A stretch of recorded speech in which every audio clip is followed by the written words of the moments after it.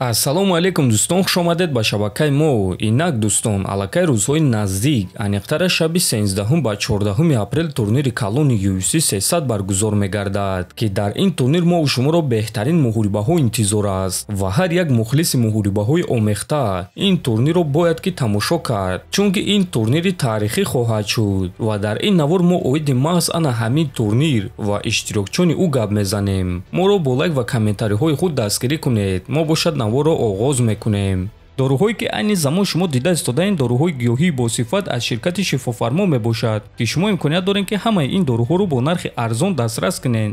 доруҳо барои хунукзадагӣ ва қавӣ кардани мардонагӣ, барои фарбе ва харобшавӣ, барои ришу мӯйсарбарорӣ, барои дарди дил, дарди мушакҳо ва ҳамчунин равғани сиёҳдона, ки пайғамбар саллаллоҳу алайҳи васаллам гуфта буд ки ба ғайр аз марг ба ҳамаи дигар дардҳо даво мебахшад. Худи ҳозир ба номерҳои дар рӯекран буда занг зада доруҳои даркории худро харидорӣ кунед ва ҳатман аз номи канали Паҳлавон гап занед. Ҳамин гуна шумо ҳам доруҳои даркории худро ба даст меоред ва ҳам канали моро сахт дастгирӣ мекунед.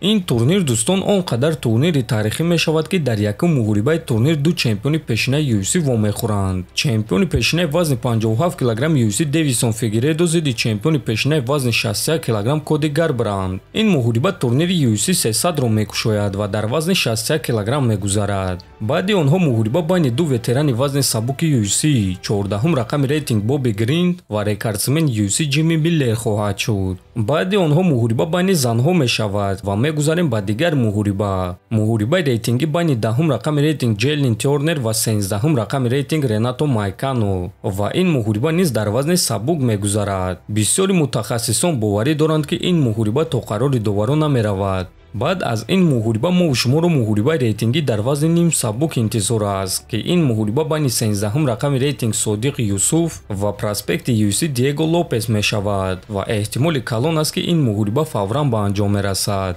баъди ин муҳориба боз як муҳорибаи занҳо ва баъд муҳорибаи рейтингӣ дар вазни ним сабук байни 8-ум рақами рейтинг Келвин Катар ва чемпиони пешинаи вазни 61 кг UFC Алҷемин Стерлинг. барои Стерлинг ин аввалин муҳориба дар вазни 66 кг хоҳад шуд ва ин муҳориба ваъда медиҳад ки муҳорибаи дурахшон мешавад.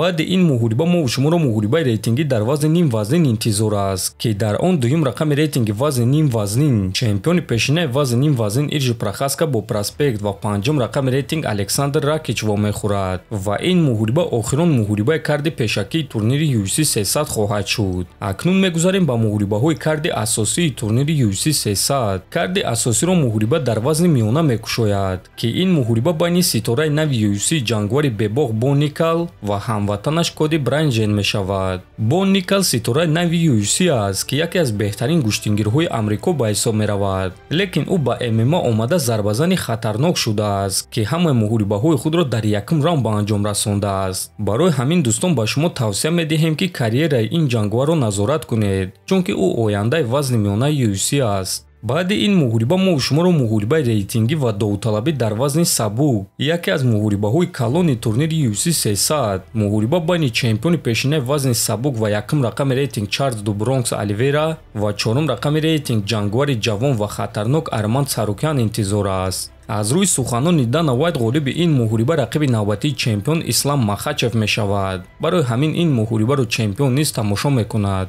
баъд аз ин муҳориба мо шуморо боз як муҳорибаи беҳтарин, муҳориба барои камарбанди BMF байни ду ҷангвари бераҳм ва хатарнок, ду ҷангвари финишор ва ду ҷангвари дурахшонтарини замони ҳозира интизор аст. ин муҳориба байни соҳиби камарбанди BMF, чемпиони муваққатии пешинаи UFC дар вазни сабук Ҷастин Гейҷи ва чемпиони пешинаи вазни ним сабуки UFC Макс Холлоуэй мешавад. бо эҳтимоли калон ин муҳориба беҳтарин муҳорибаи турнири UFC 300 шуда метавонад. баъди ин муҳориба муҳорибаи унвонӣ байни занҳо мешавад ва баъд муҳорибаи асосии турнири UFC 300. муҳорибаи асосии турнири UFC 300 муҳорибаи унвонӣ дар вазни ним вазнин, муҳориба байни чемпиони UFC дар ду вазн ва ҳозира чемпиони вазни ним вазнин Алекс Перейра ва чемпиони пешинаи вазни ним вазнин ки камарбанди худро дар муҳориба аз даст додагӣ нест ва ӯро баргардондан мехоҳад Ҷамал Хил хоҳад шуд.